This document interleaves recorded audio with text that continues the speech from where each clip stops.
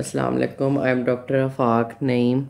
First of all, I will introduce myself. मैं वही doctor Afaq नहीं हूँ जिसकी गाइडलाइन पीडीएफ आप फॉलो करते हैं।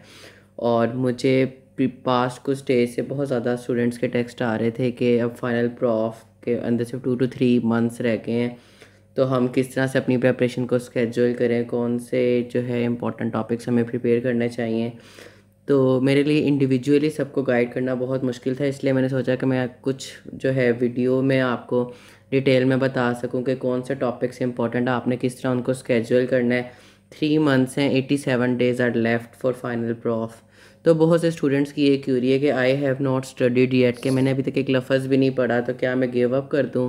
क्या ये प्रॉफ पास करना इम्पॉसिबल है? तो लेट मी टेल यू कि अगर अब इस स्टेज पे भी अगर आप अपनी फोकस से प्रिपरेशन स्टार्ट करते हैं तो इंशाल्लाह you have enough time at hand. तो मैं आपको बेसिकली बताऊंगा कि कौन से जो आप स्टूडेंट्स के जो माइंड में क्यूरीज आ रही हैं, उसमें फ़र्स्ट ऑफ ऑल तो ये कि हम कौन सा सब्जेक्ट पढ़ें और कौन सा सब्जेक्ट एंड के लिए छोड़ दें, उन सब्जेक्ट्स के कौन सा टॉपिक्स करें, और उन सब्जेक्ट्स में भी कौन चैप्टर्स में कौन से चैप्टर्स पूरे करने हैं, कौन से पास्ट पेपर से हो सकते हैं, और कौन सो के जस्ट इंपॉर्टेंट एमसीक्यूज करने हैं। तो वो सारा हर चैप्टर वाइज मैं आपको डिटेल में बताऊंगा। तो ये it is just a humble effort from my side कि आप लोगों का इंशाल्लाह फाइनल प्रॉफ अच्छे तरीके से हो सके। सबसे पहले मैं आपको ये बताना चाहूँगा कि final prof is different. Usually अगर हम पास्ट प्रॉफ से कंपेयर करें तो हम यूजुअली पास्ट प्रॉफ से कंपेयर कर रहे होते हैं, इसलिए हम ज़्यादा टेंशन ले रहे होते हैं, क्योंकि पास्ट प्रॉफ में कुछ फैक्टर्स हैं जो फाइनल प्रॉफ से टोटली डिफरेंट है। फर्स्ट थिंग इज़ के फाइनल प्रॉफ में आपने 2 सब्जेक्ट्स 2 पेपर्स मिला के पास करने होते हैं, लाइक मेडिसन 1 है प्लस मेडिसन 2 है। तो उन 2 रिटन एग्ज़ाम्स हैं आपके पास टू पास दैम। तो अगर मुझसे पूछें तो final prof written exams are easiest to pass. For example अगर मेडिसिन का पेपर लें तो 200 मार्क्स का मेडिसिन का पेपर होता है, उसमें से भी 25 मार्क्स की इंटरनल असेसमेंट है, जिसमें से 20 मार्क्स आपको ऑलमोस्ट इंटरनल असेसमेंट से मिले होते हैं। तो 2 पेपर्स में मिला के ना आपके पास 90 और 85 मार्क्स के 2 पेपर्स में मिला के सिर्फ 80 मार्क्स लेना बहुत कंपैरेटिवली ईजी होता है कि आपने सिर्फ 175 में से 80 मार्क्स लेने और आपके पास 2 पेपर हैं, बुरा भी हो तो दूसरा अच्छा हो जाता है। तो ये जो मिला के पास करने वाला कॉन्सेप्ट है, सर्जरी के दोनों पेपर मिला के पास करने होते हैं, गायनी ऑप्स के दोनों पेपर मिला के पास करने होते हैं। तो ये ओवरऑल फाइनल प्रॉफ को पास करना बाकी प्रॉफ्स के मुकाबले में ईजी है। दूसरा इसमें इंपॉर्टेंट डिफरेंस ये है कि हम पास्ट जो प्रीवियस हमने प्रॉफ्स दिए होते हैं उसमें हमारे पास जो प्रॉफ के अंदर हमें छुट्टियां मिलती हैं वो बहुत थोड़ी होती हैं। यूजुअली हमें कम्युनिटी मेडिसिन के लिए 2 से 3 छुट्टियां मिलती थी, IENT के लिए 2 या 3 छुट्टियां मिलती थी, और सिलेबस बहुत ज़्यादा था। तो हमें एटलीस्ट जब हम प्रॉफ में जाते थे तो हम दूसरी या तीसरी दफ़ा उसको कर रहे होते थे। तो अब हमारा जो है मेन वो डिस्टर्बिंग थॉट है वो ये है कि हम तो सिर्फ सब्जेक्ट को एक दफ़ा पढ़ पाएंगे। तो मैं आपको बता दूं कि फ़ाइनल प्रॉफ में अगर आपने सिर्फ एक दफ़ा भी पहले पढ़ा हुआ है तो वो प्रॉफ में आपके पास छुट्टियां बहुत ज़्यादा हैं।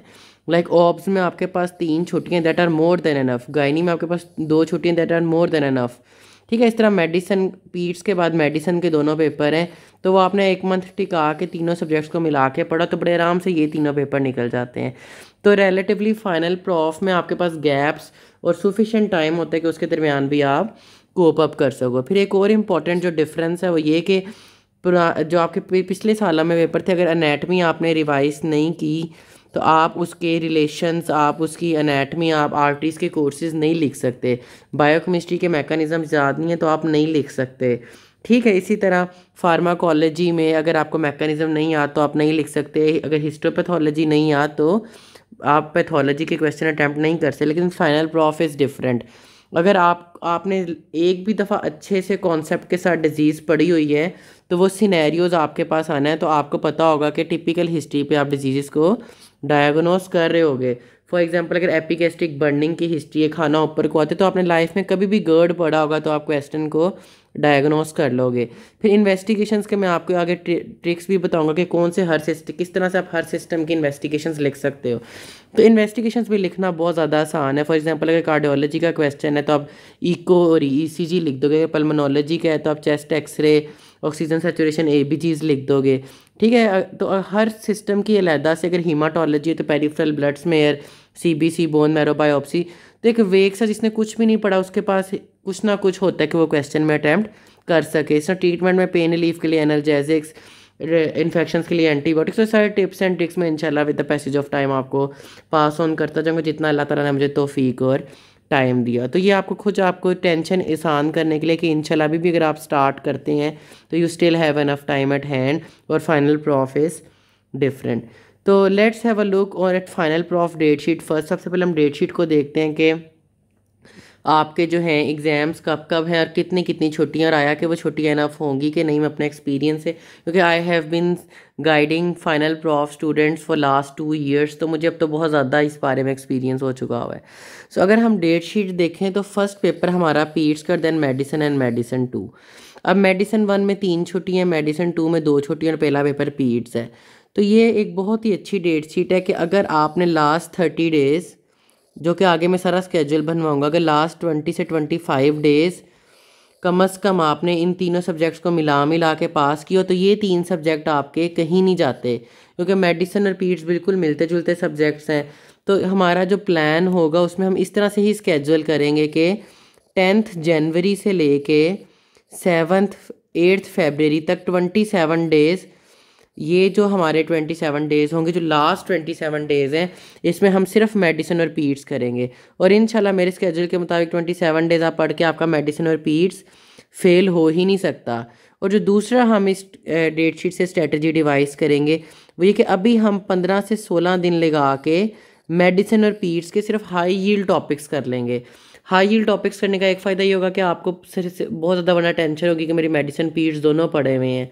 तो अभी आप 15 से 16 दिन लगा के सिर्फ इंपॉर्टेंट टॉपिक्स, जो कि मैं आपको अभी बताऊंगा कि हाई यील्ड टॉपिक्स, जिनसे कम से कम आपको तसल्ली होगी कि आधा आधा सिलेबस मेडिसिन पीड्स का मेरा हुआ पड़ा, वो भी करेंगे। और एंड पे फिर लास्ट में 27 डेज़ दे के इंशाल्लाह ये दोनों प्रॉफ आपके मेडिसिन और पीड्स फिर आपका फेल हो ही नहीं सकता। तो ये मैं आपको बताऊंगा कि इन 15-16 डेज़ में कौन से टॉपिक करने चाहिए। और जो 10th जनवरी से 8th जनवरी वाला टाइम 8th फरवरी वाला टाइम है, उन 27 डेज़ में किस तरह से प्रेपरेशन प्लान कीजिए। तो इन दोनों सब्जेक्ट्स को हम 2 फेजेस में डिवाइड करेंगे। एक फ़ेज़ 1 है जो कि इन डेज़ में आप 15-16 डेज़ देंगे, और एक फ़ेज़ 2 है जो कि आप जनवरी और फरवरी में देंगे। फिर आगे आ जाते हैं जनरल सर्जरी और सिस्टेमिक सर्जरी। जनरल सर्जरी और सिस्टेमिक सर्जरी, जनरल सर्जरी में आपको 3 छुट्टियाँ which are more than enough. तो आपने अगर अभी एक भी दफ़ा जनरल सर्जरी की हो तो आप रॉफ में खोल सकते हैं। सिस्टेमिक सर्जरी में सिर्फ 2 छुट्टियाँ, तो सिस्टेमिक सर्जरी ये एक वाहिद पेपर है जो डेट शीट में आपको तंग कर सकते हैं। तो इसकी प्रेपरेशन बहुत अच्छी होनी चाहिए, क्योंकि मेडिसिन पीड्स आपके आराम से लास्ट 26 डेज़ और अभी 15 डेज़ दे के हो जाएगा। जनरल सर्जरी में 3 छुट्टियाँ एक दफ़ा आप किया हो तो तब आराम से आपकी जनरल सर्जरी भी हो जाएगी। लेकिन सिस्टेमिक सर्जरी के लिए आपको भी बहुत अच्छे तरीके से पढ़ना पड़ेगा।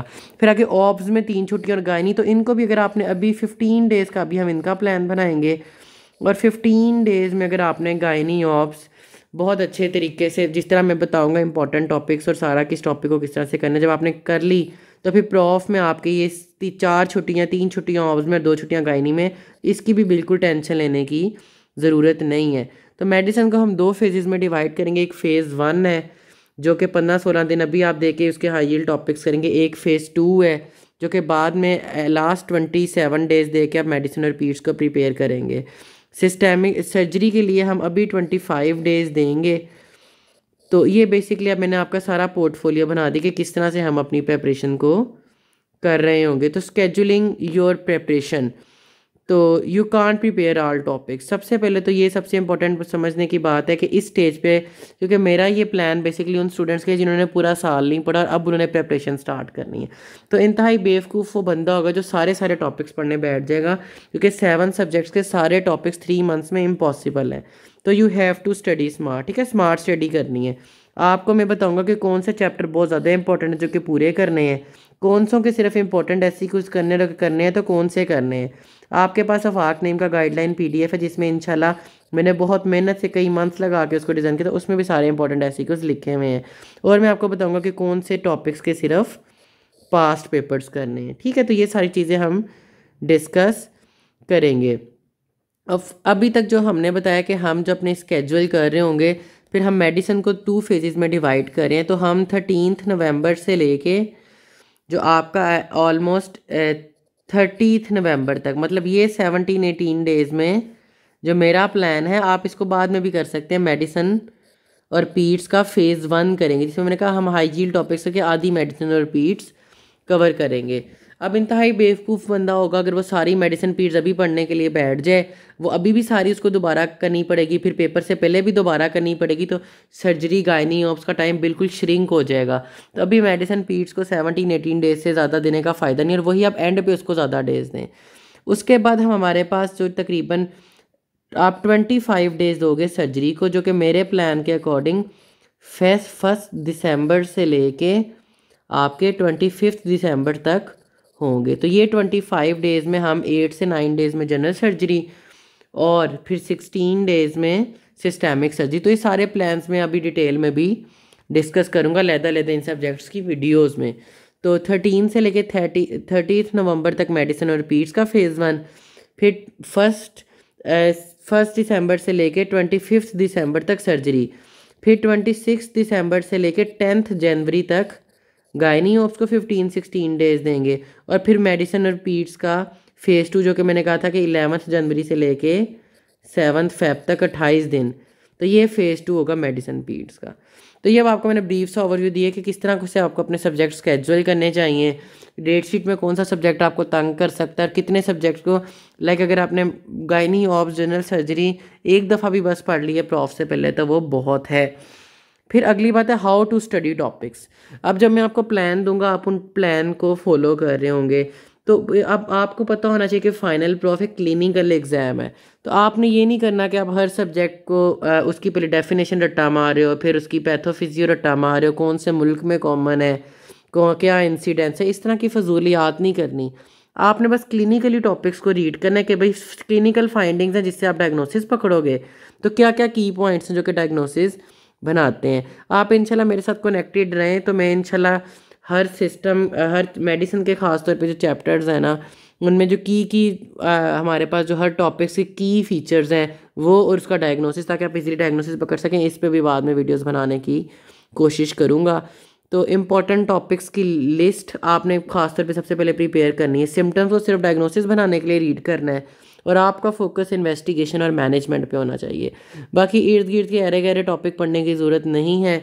मैंने आपको पहले ही बताया कि जो डिजीज़ मोस्ट कॉमन हम क्लिनिकली देखते हैं, हमारे पास पेशेंट्स आते हैं, वही आपके इंपॉर्टेंट SCQs और वही आपके लॉन्ग केसेस में आते हैं।